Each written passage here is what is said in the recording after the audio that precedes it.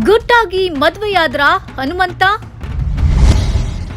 Big boss winner ತಂದೆ shocking ಹೇಳಿಕೆ. Social ಮೀಡಿಯಾದಲ್ಲಿ ಓಡಾಡ್ತಾ ಇದೆ ಆ ಒಂದು ಹೇಳಿಕೆ. ಪ್ರೀತಿಸ್ತಾ ಇದ್ದ ಹುಡುಗಿಯನ್ನೇ ಮದುವೆಯಾದ್ರ Hanumantha. Big boss Kannada season 11ರ ವಿನ್ನರ್ ಹನುಮಂತನ ಬಗ್ಗೆ ಯಾರಿಗೂ ಗೊತ್ತಿಲ್ಲದ ವಿಷಯವೊಂದು ಸೋಷಿಯಲ್ ಮೀಡಿಯಾದಲ್ಲಿ ರಿವೀಲ್ ಆಗಿದೆ. ಇಂಟರ್ವ್ಯೂನಲ್ಲಿ ಹನುಮಂತನ ತಂದೆ ಹೇಳಿದ ಆ ಒಂದು ಮಾತು ಕೇಳಿ ಜನ ಶಾಕ್ ಆಗಿದ್ದಾರೆ. ಹಾಗಾದರೆ ಗುಟ್ಟಾಗಿ ಮದುವೆ ಆಗಿದ್ದಾರಾ ಹನುಮಂತ? ಏನಿದು ಕತೆ, ಬನ್ನಿ ನೋಡೋಣ.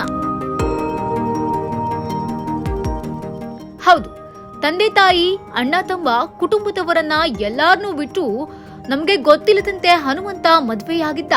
ಇದನ್ನ ಕೇಳಿ ನಮ್ಗೆಲ್ಲ ಬರ ಸಿಡಿಲು ಬಡಿದಂತಾಯ್ತು. ಏನ್ ಮಾಡೋದು ಅಂತ ದಿಕ್ಕು ತೋಚಿದಂತಾಗಿತ್ತು.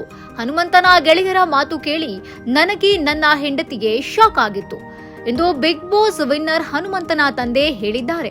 ಹಾಗಾದ್ರೆ ಹನುಮಂತನಿಗೆ ಈ ಮೊದಲೇ ಮದುವೆ ಆಗಿತ್ತಾ?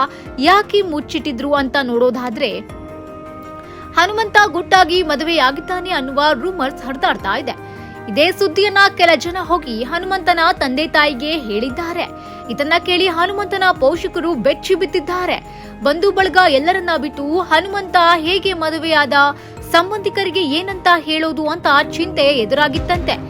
ಆದ್ರೆ ಹನುಮಂತನ ಗೆಳೆಯರು ಮನೆ ಬಾಗಿಲಿಗೆ ಬಂದು ಪೋಷಕರಿಗೆ ತಿಳಿ ಹೇಳಿದಾಗ ಹನುಮಂತ ತಪ್ಪು ಮಾಡಿಲ್ಲ ಅನ್ನೋದು ಗೊತ್ತಾಗಿದೆ. ಈ ಮಾತನ್ನ ಕೇಳಿ ಹನುಮಂತನ ತಂದೆ ತಾಯಿ ಕೂಲಾದ್ರು. ಯಾರೋ ಏನೋ ರೂಮರ್ಸ್ ಹಬ್ಬಿಸಿದ್ದಕ್ಕೆ ಪಾಪ ಹನುಮಂತನ ಪರಿಸ್ಥಿತಿ ಫಜೀತಿ ಆಗ್ಬಿಟ್ಟಿತ್ತು. ಬಟ್ ಹನುಮಂತ ಒಂದು ಹುಡುಗಿಯನ್ನ ಪ್ರೀತಿಸ್ತಿರೋದಂತೂ ಪಕ್ಕ. ಆದ್ರೆ ಆ ಹುಡುಗಿ ಯಾರು ಅಂತ ರಿವೀಲ್ ಆಗಿಲ್ಲ. ಧನು ಕೂಡ ಆ ಹುಡುಗಿಯ ಜೊತೆ ಮಾತನಾಡಿದ್ದಾರೆ. ಇನ್ನು ಹನುಮಂತನಿಗೆ ಮದುವೆ ಆಗಿಲ್ಲ, ಆದ್ರೆ ಅವರಿಗೆ ಅತ್ತೆ ಮಗಳು ಇದ್ದಾಳೆ, ಅವರಿಗೆ ಪ್ರೇಯಸಿ ಇದ್ದಾರೆ. ಅವರಿಗೆ ಮದುವೆ ಆಗಿದೆ ಎಂದೆಲ್ಲ ಸೋಷಿಯಲ್ ಮೀಡಿಯಾದಲ್ಲಿ ವೈರಲ್ ಮಾಡಲಾಗ್ತಾ ಇದೆ.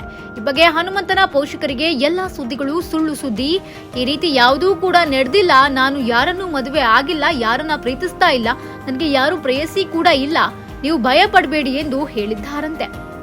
ಒಟ್ನಲ್ಲಿ ಬಿಗ್ ಬಾಸ್ ಮನೆಯಲ್ಲಿ 5 ಕೋಟಿಗೂ ಹೆಚ್ಚು ಜನರ ಮನಗೆದ್ದಿದ್ದ ಹನುಮಂತ ಮುಗ್ಧ ಮನಸ್ಸು, ತಳುಕು ಬಳುಕು ಬಣ್ಣದ ಜಗತ್ತಿನಂತ ಹೋದವನೇ ಅಲ್ಲ.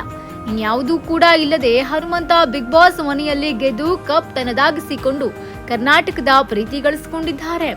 ಎಲ್ಲರೂ ಕೂಡ ಹನುಮಂತನ ಹುಡುಗಿ ಯಾರು, ಮದುವೆ ಯಾವಾಗ ಆಗ್ತಾರೆ ಎಲ್ಲದಕ್ಕೂ ಕೂಡ ವೇಟ್ ಮಾಡ್ತಾ ಇದ್ದಾರೆ.